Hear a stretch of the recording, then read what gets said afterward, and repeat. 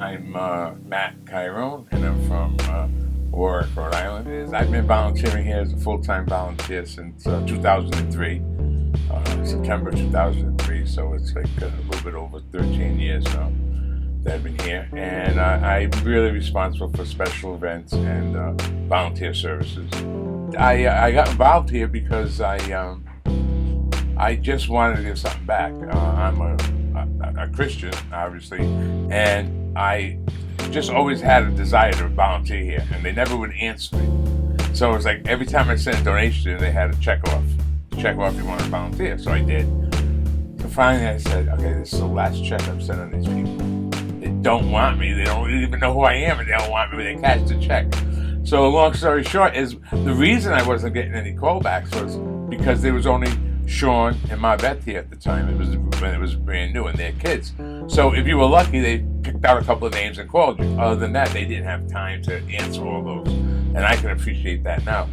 So I got an invitation to the banquet in the mail, and also they were looking for a volunteer coordinator for the banquet.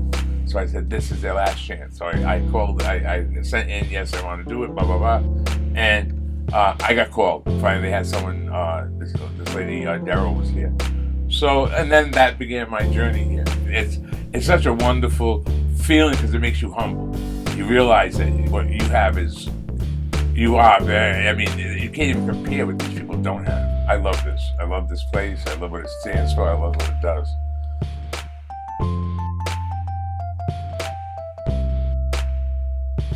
My name is Ken Bells. I'm from Providence, Rhode Island. I'm an artist, musician, producer, however you want to call it. And some would view me as a leader in my community.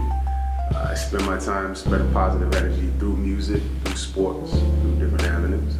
So me as an artist and me as a leader, I feel like it's my responsibility to not only speak on the issues in the music, but also use my music as a way to direct the consciousness of people to other leaders in the community. And that's where you bring in people from the Institute of Nonviolence, the ISPN. So in 2014, I released an album called Providence, City of Lost Dreams, Providence Code. And the ideology behind it was to shed light on the mindset of the youth in Providence specifically, but in urban Americas all around, the country. And how people don't believe that they can do something. And it's like, how can you be successful if you have already lost your dream before you even got to that point of knowing if you can make it or not? So for me to see that mindset in the youth, I wanted to create something that would open up the dialogue and also shed light on the positive leaders that they can go and speak to. So for some of the people that I put in the short film was Juan Buckcoy from the Nonviolence Institute. He's one of the most impactful people in our community. He speaks up on social media. He's a leader at local gatherings. He travels to different cities and states to learn about their culture and bring it back home. So that's one of the most important leaders that I see of the generation.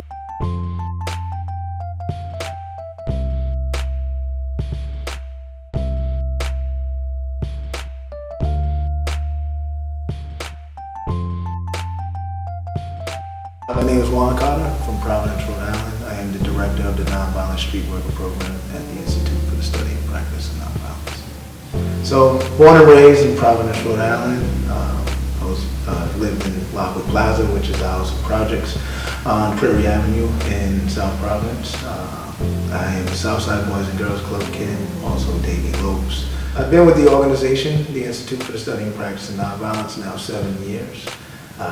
And I've been the director of the Nonviolent Street Worker Program for the last 3 years. And the street workers are individuals that work within the community to intervene in violence in the cities of Providence and Pawtucket on a day-to-day basis.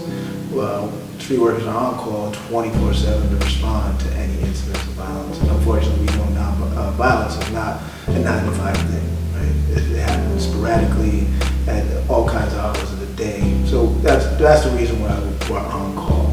Most of the street workers come from a background of some criminal activity or gang lifestyle, but this is their way of redemption to give back to the community. I'm also a member of the NAACP. I'm on the board of Sweet Creation, which is another nonprofit that works with at-risk females. And I am a community basketball coach as well.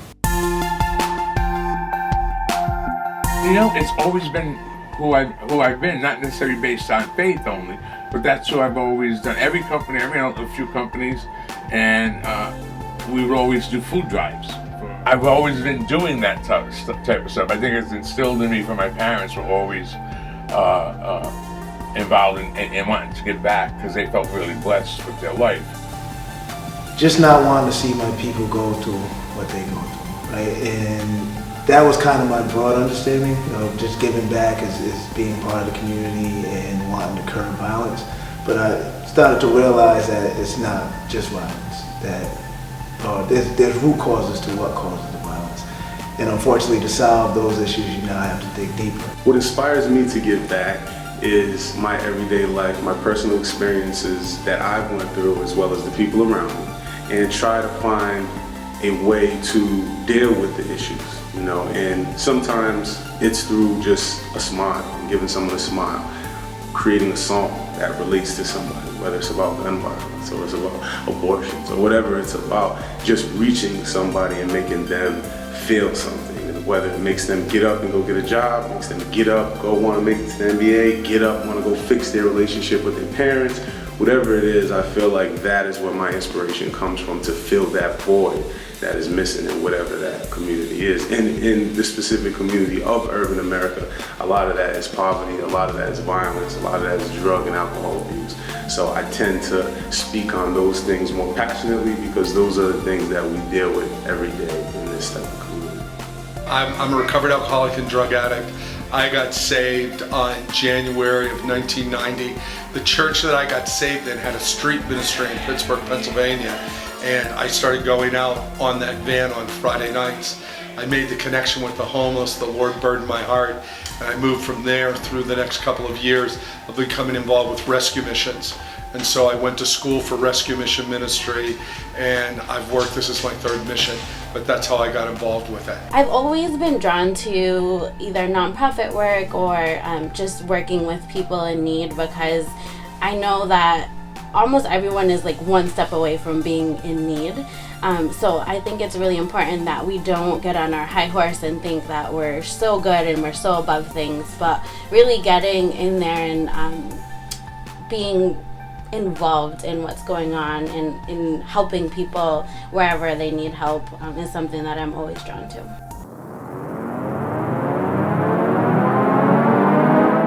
We started the mission in 1999. The mission didn't exist. We came up from upstate New York. It was our third rescue mission, and my wife was pregnant at the time. We left our home, our family, our church. We actually didn't have a place to live when we moved here. We moved into a youth cabin of a church and believed that God would provide a way to start the rescue mission, which He did. So we opened our doors in September of 1999, and we've been continuously feeding, caring for, and encouraging the poor and the homeless of our community nonstop since then. So my name is Sal Montero. I am the Director of Training here at the Nonviolence Institute. I've been here for about 10 years now. When we first started, the idea was just nonviolence, right? Go out there and talk to people about nonviolence, see what's going on. And I think over the years we've become a lot more focused. We grew. We started with just the street working department, and now we have 5 other departments. We nationally know now. We've become a center of excellence. We do a lot of trainings for other cities and other countries. Just the overall improvement of each individual that works here. The deep love and respect we have for nonviolence has grown, and it has helped us. It has helped the city tremendously. It's helped other cities tremendously, and it's helped us personally and community-wise. But I've been studying and practicing nonviolence for over 20 years. I've been the Director of Training here for about 5 years. My first introduction to nonviolence was 1993. I was serving 20 years in prison for being involved in a murder. And a friend of mine came to my cell and said, you know, you want to take this nonviolence class? And